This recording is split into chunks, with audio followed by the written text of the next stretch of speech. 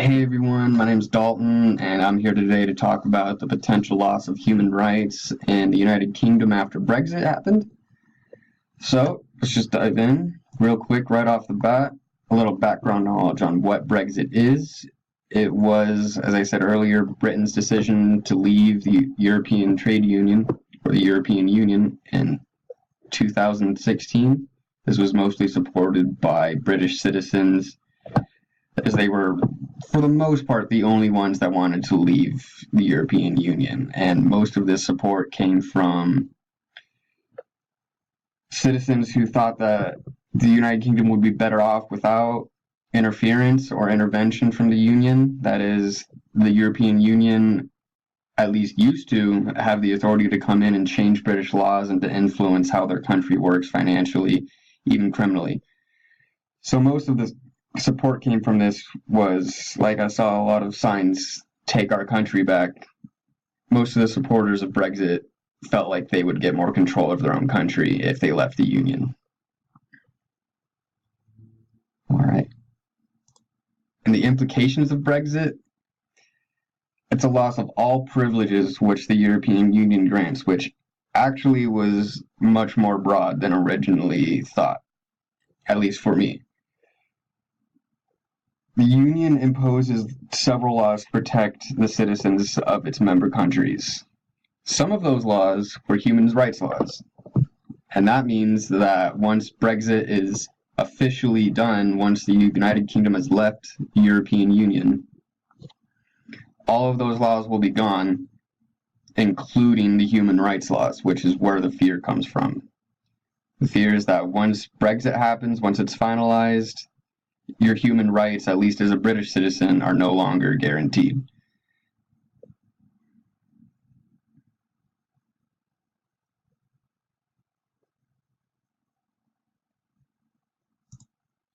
How to protect human rights, though? I think it's pretty simple and straightforward. A problem that has been created with legislative action can be solved with legislative action.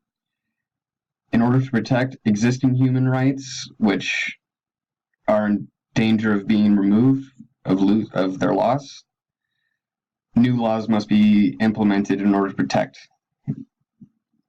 human rights. But British citizens are going to have to rely on their own agency to protect their human rights, as no one else will. It's going to be entirely on British citizens and the lawmakers that they elect.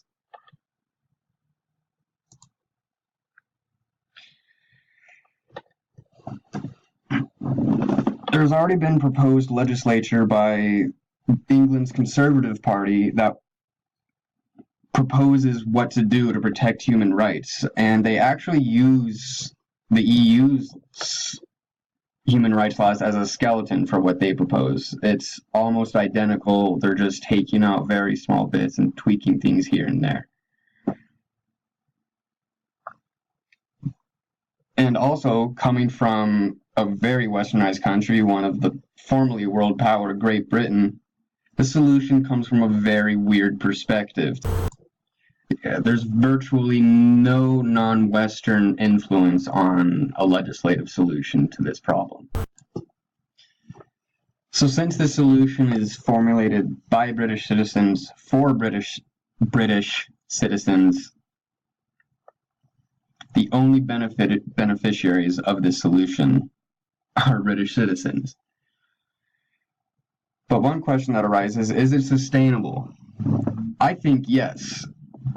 A legislative solution does not really need any maintenance. It doesn't need a guy to go out there and repair it every however many days or weeks. It doesn't need regular maintenance. It doesn't need to be cleaned every week. It doesn't need to be worked on, no dents dinged out, no nothing. Once it's written into law, it's written into law.